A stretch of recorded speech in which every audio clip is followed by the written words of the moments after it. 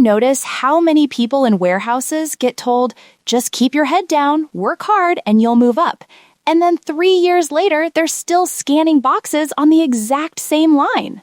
And then there's that one person who somehow jumps from picker to lead in under 2 years, and everyone else is standing there thinking, okay, but how did they do that? What did they know that I didn't? That contrast is exactly what we're digging into today. Welcome back to workersdotcom Staffing Pulse, Insights from the Frontline.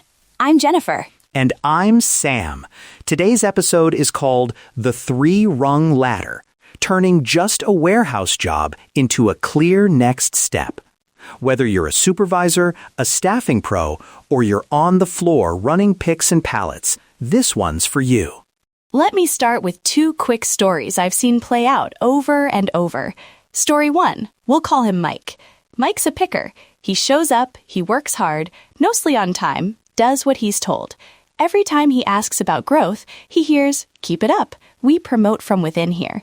No one can tell him what promote actually means. After a while, he gets frustrated, jumps to another site, then another.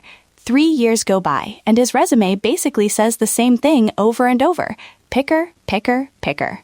I think every staffing office has a few mics. Good workers want more, but all they ever get is that vague someday promise. Story 2 is Marco, also a picker. Same kind of site, same kind of work. But one supervisor does something different. Marco asks, again, what would it take to be a lead here? And instead of just saying, keep working hard, that supervisor literally grabs a scrap of paper and draws 3 boxes. Box 1, floor, solid picker. Box 2, cross-trained, can run at least 2 other areas. Box 3, lead ready, can train new people and run the shift when I'm not here. Then he writes bullet points under each box. Things like 30 days with no attendance issues, no safety write-ups, hit rate 3 weeks in a row, train 1 new hire. He slides it over and says, you're here. If you do these 6 things, I can go to my manager and make the case you're here. That tiny little sketch. Not a fancy HR career map, not a big poster. Just 3 boxes on scrap paper. And in 2 years, Marco is the one wearing the lead vest and running huddles. That's the difference between work hard and you'll move up, and here is the actual ladder, and here is exactly where you are on it. Today, we're going to build that ladder together in a really simple way. Before we get into the framework, let's just name the problem out loud because everyone feels it. Work hard and you'll move up sounds nice the first time, maybe the second. On the floor, after a while, it starts to feel like, okay, but what does up mean? Is it 50 cents more an hour? Is it a different shift? Is it learning equipment? Is it just more responsibility with the same pay? That fuzziness is exhausting. And for employers and staffing firms, it quietly burns trust. People stop believing you. They think, you'll say anything to keep me here. And that's when you see churn. They don't complain. They just stop picking up shifts. Or they call the agency and say, got anything else? I talk to supervisors who say, honestly, I want to grow my people, but I don't control budgets or titles. I don't want to promise something I can't guarantee. So they default to that vague encouragement instead of concrete steps. It's not usually bad intent, it's fear of overpromising. Meanwhile, workers who've heard empty promises before are coming in already skeptical. They've been told your management material about 5 times with nothing to show for it. So the moment you say the word path, they kind of tune out. That's why today we are not talking about perfect, corporate, 10-step career ladders. We're talking about something way more practical. A simple 3-rung ladder any light industrial site can sketch on a whiteboard in 20 minutes and actually keep. So let's lay it out. We call it the 3-rung ladder. Floor, cross-trained, and lead ready. Rung 1 is floor. This is your core job, doing it consistently and safely. For warehouse, that might be hit basic pick rate by week 2 or 3. No safety write-ups, 90% attendance or better over, say, 30, 60 days, and you understand the basic flow of the site. Rung 2 is cross-trained. Now you're not just good at your station, you can jump in somewhere else. Think you're a picker who can also work pack or receiving, or you can run a simple piece of equipment like a pallet jack. You're flexible. Supervisors love that. Rung 3 is lead ready. Notice we're saying lead ready, not guaranteed lead position on a specific date. At this level, you're the person the supervisor can trust to train a new hire, run the line if they step away, speak up in safety huddles, and keep things calm when things get busy. Shorter ladders like this work better in light industrial for a few reasons. 1. People don't need a 5-year roadmap. They need to know what's the next right step from where I am today. 2. Sites change. Volume shifts. Clients change. A 3-rung ladder is flexible enough to survive real life. And 3, you can actually explain this in under a minute. If you can't explain someone's growth path in 60, 90 seconds during orientation or an interview, most people are going to forget it anyway. Let's build a ladder for a common role, a warehouse picker.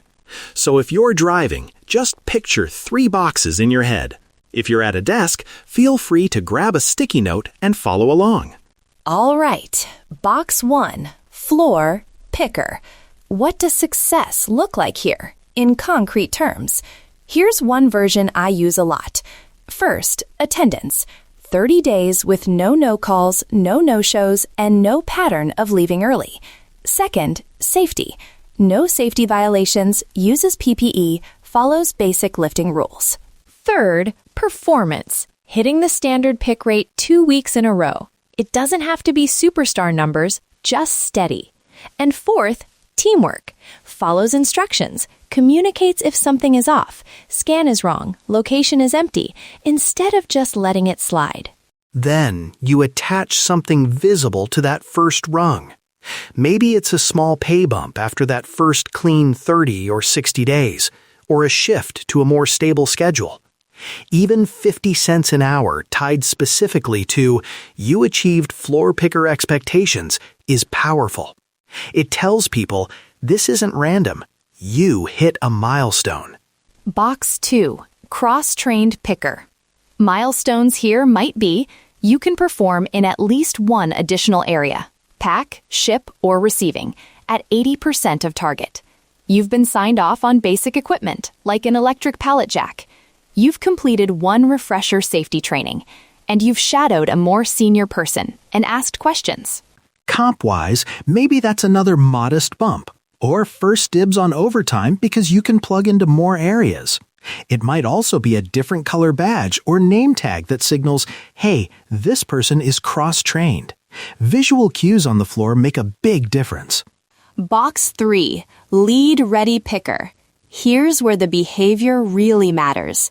Milestones could be you've trained at least 2 new hires using the standard process, you've helped run a pre-shift huddle, your attendance and safety are strong over a longer window, say 90 days.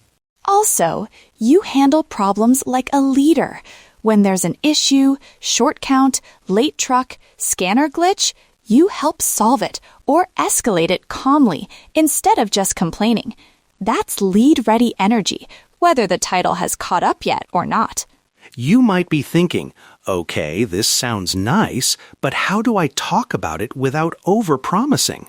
So let's do a quick 60-90-second version you can use in job postings, interviews, or day 1 orientation. Here's one script you can steal and adjust. Imagine you're talking to a new hire. You could say, in this picker role, there are 3 clear levels we use. First is floor. You're learning the basics, hitting rate, showing up, and staying safe. If you do that consistently for your first 30 to 60 days, we review you for a small pay bump. Second is cross-trained, picking and at least one other area, like pack or receiving, and you can run basic equipment. People at that level usually earn a bit more and get more stable hours because we can plug them into different spots. Third is lead ready. You're the one we trust to train new people and help run the shift. Lead positions depend on openings, but when they come up, we look first at people who have already hit those milestones. Notice the language there. You're tying each rung to behaviors and giving realistic examples. But you're not saying, in exactly 6 months, you'll be a supervisor. It's a likely path, not a guaranteed timeline. That's the sweet spot. Now, let's zoom in on something that often gets overlooked, translating day-to-day work into rungs on that ladder. Because what moves people up is usually not some huge, dramatic achievement. It's the boring, repeatable stuff. Take attendance. Instead of saying, we value good attendance, make it concrete.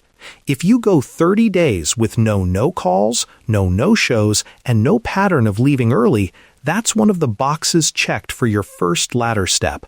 Now it's not just a rule, it's a milestone they can see. Safety is another one. You can say, if you complete your safety training, use PPE, and go 60 days with no safety violations, that's part of what qualifies you as floor, solid picker. When you start speaking up about near misses or ideas to make a process safer, that's the kind of behavior we look for at the lead ready level. Accuracy and rates fit in too. Instead of just posting a big chart with numbers on the wall, connect it. 2 weeks in a row of hitting standard pick rate gets you across the line into floor expectations. Maintaining that while cross-training supports your move into the second rung. And mentoring new people is a huge one. You can say, the first time you shadow a new hire just to help, that's great teamwork. When you can independently train a new person using our process, that's a lead-ready behavior. We track that. For employers and staffing leaders, I strongly recommend you tie micro raises to those micro milestones where you can. Maybe it's 25 or 50 cents at each rung. You don't need giant jumps. The power is in the clarity. When I did X, Y happened. That's what keeps people engaged and sticking around. Now, let's flip the lens to workers listening, because you are not powerless in this. You can test whether a path is real, not just a pretty poster or a nice talk. There are 3 questions I love for this. Question 1. What's the next job up from this one here? Simple.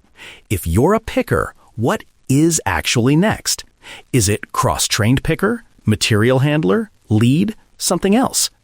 If a supervisor struggles to answer that, that's useful information for you. Question 2. Who decides when someone's ready? Is it your immediate supervisor, a plant manager, HR, a combination? You want to hear something like, your supervisor recommends you based on attendance, safety, and performance.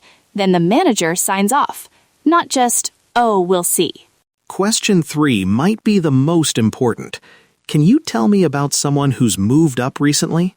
You're looking for real stories with real names and timelines. Yeah, Maria started as a picker on nights, cross-trained into receiving, and now she's a lead on days. Took her about 18 months. That is a green flag. If the answer is, well, we plan to promote from within, or it's definitely possible, but they can't name a single actual person from the last year, that doesn't mean run away immediately, but it does mean keep your eyes open and manage your expectations. Green flags to watch for. People on the floor who used to do what you're doing and are now in different roles. A lead who can say, I started exactly where you're standing. Clear explanations during onboarding about what it takes to move up, not just, we like hard workers. And pay attention to whether actions match words. If they say, we promote from within, but you only ever see outside hires walking into lead roles, that's a mismatch. A real path will have at least a few visible examples you can point to. Now, staffing pros and site leaders, let's talk about alignment. Because it is very easy for an agency to design a beautiful ladder, put it in a brochure, and then the client site can't or won't honor it. That's a recipe for frustration and broken trust. Co-creation is key. Don't build this in a vacuum. Sit down with the site supervisor and maybe 1 or 2 leads and ask, when someone moves up here, what actually happened right before that? What did you see them doing? Write down their real answers: attendance, safety, stepping up, learning equipment, and build the rungs from that. Then pressure test it against actual promotion histories. Take the last 3 people who moved from picker to lead or from general labor to machine operator. Do your proposed rungs match what they actually did? If not, adjust the ladder.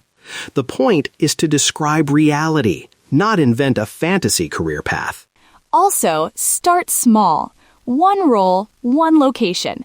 Maybe it's just the overnight shift at 1 warehouse. Pilot your 3-rung ladder there, see what language works, see where people get confused, and then tweak before you roll it out across every posting and every site. And be honest about what you can't promise.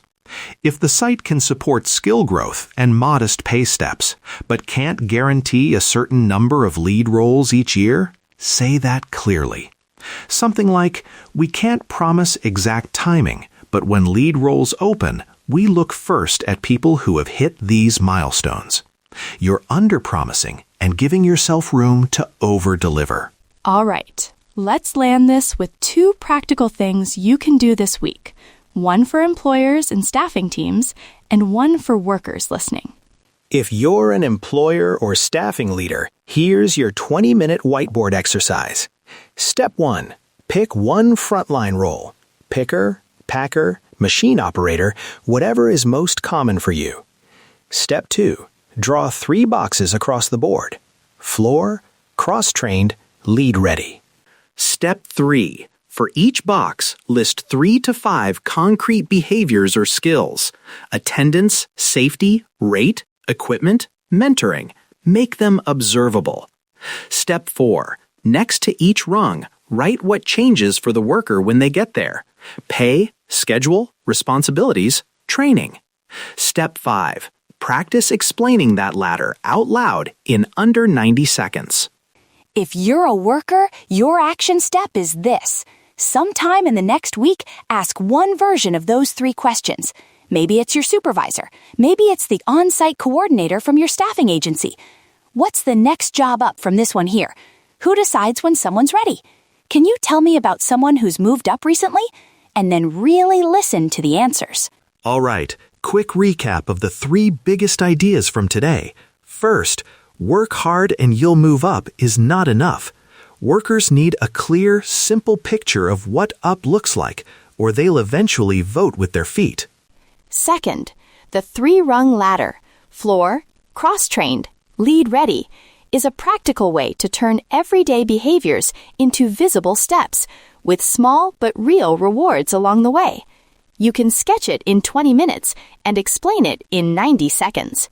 Third, proof matters. For workers, that means asking smart questions and looking for real examples of people who've moved up. For employers and staffing firms, that means co-creating ladders based on what actually happens, starting with 1 role at 1 site, and under-promising so you can over-deliver. Thanks for spending this time with us on workersdotcom Staffing Pulse. Insights from the front line is more than just a tagline. We really do want you to walk away with something you can use on your very next shift or site visit. Let's dive in again next time. Until next time, take care and keep building paths people can actually climb.